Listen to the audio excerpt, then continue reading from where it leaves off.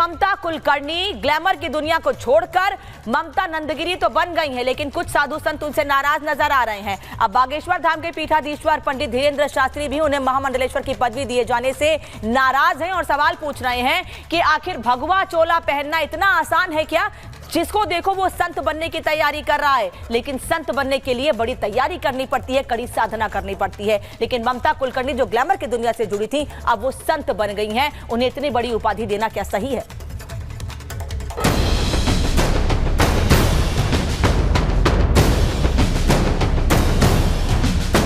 दो दिन पहले ग्लैमर की दुनिया को छोड़कर ममता कुलकर्णी ने अपनी पहचान बदली।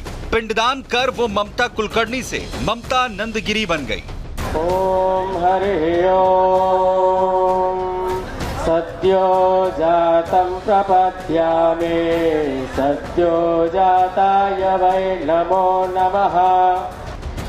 ममता कुलकर्णी ने फैसला किया कि वो आजीवन किन्नर अखाड़े के साथ रहेंगी और आगे पूरी जिंदगी सनातन धर्म का प्रचार करेंगी। लेकिन अब इस मामले में विवाद हो रहा है।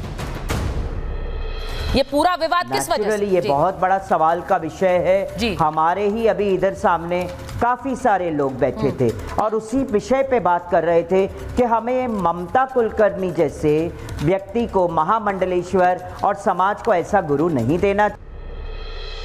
ममता कुलकर्णी के किन्नर अखाड़े की महामंडलेश्वर बनने पर विवाद बढ़ता जा रहा है, जिससे कई संत नाराज हैं। अब इस मामले में बागेश्वर धाम के पीठाधीश्वर पंडित धीरेन्द्र शास्त्री ने ममता कुलकर्णी को महामंडलेश्वर बनाए जाने पर नाराजगी जताई है कि इससे पहले कथावाचक जगत गुरु हिमांगी सखी मां ने भी सवाल उठाए थे और कहा था कि इस तरह से किसी को महामंडलेश्वर नहीं बनाया जा सकता, क्योंकि इसकी पूरी प्रक्रिया होती है। संत बनना अलग है और हो जाना बहुत अलग है। संत बनना बहुत सरल है कि आप भी एक काम करो जैसे उन्होंने किया है, तो आप भी एक काम करो, बढ़िया भगवा रंग के कपड़े पहन लो, एक रुद्राक्ष की माला पहन लो हो गए आप भी महामंडलेश्वर। ये बनना है। हो जाना अलग है।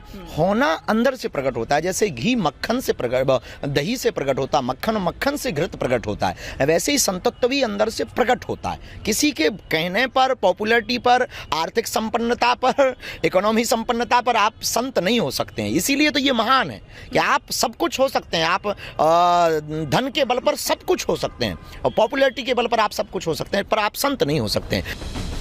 बागेश्वर बाबा कह रहे हैं कि भगवा कपड़े धारण करना अलग बात है, लेकिन संत बनना सबके बस की बात नहीं।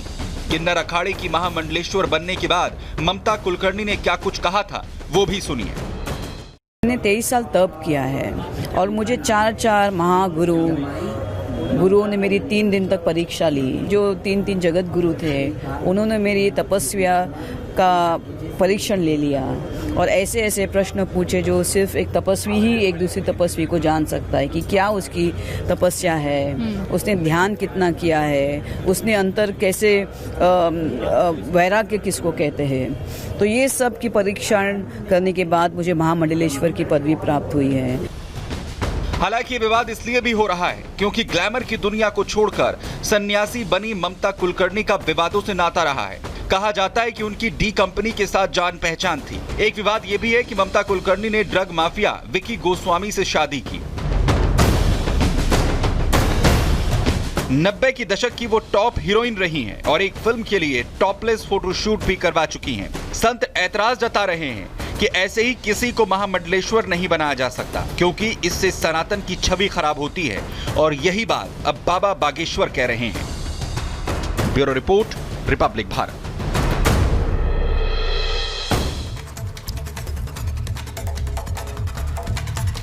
तो ममता कुलकर्णी को महामंडलेश्वर बनाए जाने पर बाबा बागेश्वर ने सवाल खड़े किए, तो वहीं दूसरी ओर मौलाना शहाबुद्दीन रिजवी बरेलवी ने बाबा बागेश्वर के बयान पर प्रतिक्रिया दी है। क्या कह रहे हैं सुनिए।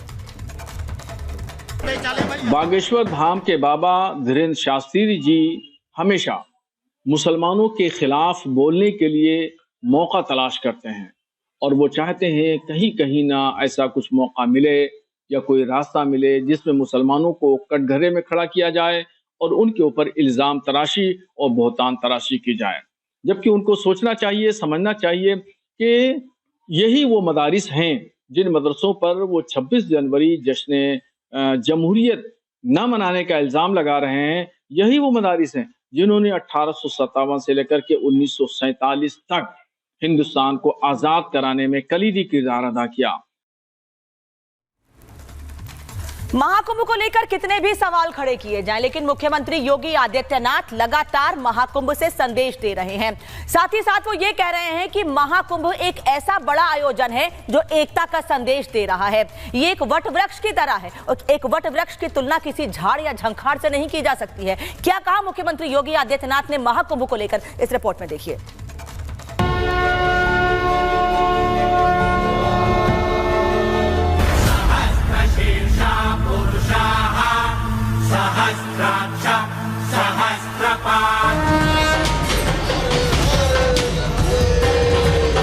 सनातन धर्म एक विराट वट वृक्ष है।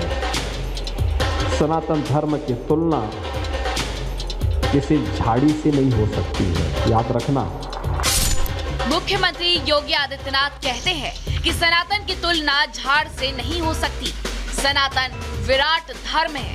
सनातन सुरक्षित तो दूसरे धर्म सुरक्षित। सनातन धर्म एक विराट वट वृक्ष है। सनातन धर्म की तुलना किसी झाड़ी से नहीं हो सकती है, याद रखना। गुरु गोविंद सिंह जी महाराज ने इसी धर्म के लिए अपने आप को बलिदान किया था। अपने 4 पुत्रों को इस सनातन धर्म के लिए बलिदान किया था। सीएम योगी कहते हैं कि सनातन विशाल है, सबसे महान है और अगर सनातन पर आंच आए तो दूसरे मजहब पर भी आंच आना तय है। सनातन धर्म सुरक्षित है तो हमारे मठ, मंदिर, मत और संप्रदाय भी सुरक्षित हैं। अगर भारत ही सुरक्षित नहीं तो सनातन धर्म भी सुरक्षित नहीं, कोई मत, मजहब, संप्रदाय सुरक्षित नहीं। दरअसल यूपी के मुख्यमंत्री योगी आदित्यनाथ ने ये बयान प्रयागराज महाकुंभ की पावन धरती से दिया, जहां इन दिनों रोजाना लाखों श्रद्धालु देश विदेश से स्नान करने पहुंच रहे हैं। इसलिए सीएम योगी का त्रिवेणी संगम से सामने आया ये बयान देश की राजनीति में चर्चा में आ गया है। सनातन धर्म को किसी संकीर्ण दायरे में कैद मत होने दीजिए, मत होने दीजिए। ये बहुत विराट स्वरूप है जी, सनातन धर्म का बहुत विराट स्वरूप है। उस विराटता को बनाए रखे, उसी में की भव्यता है, उसी में दिव्यता है, उसी में आपका सम्मान भी है और भारत का स्वाभिमान भी है।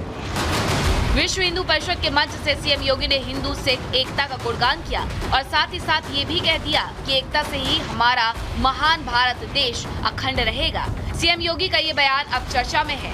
कुंभ से योगी का ऐतिहासिक संदेश सुनकर कट्टरपंथी और सनातन विरोधी निश्चित रूप से चौंक गए होंगे। Bureau report, Republic Bharat.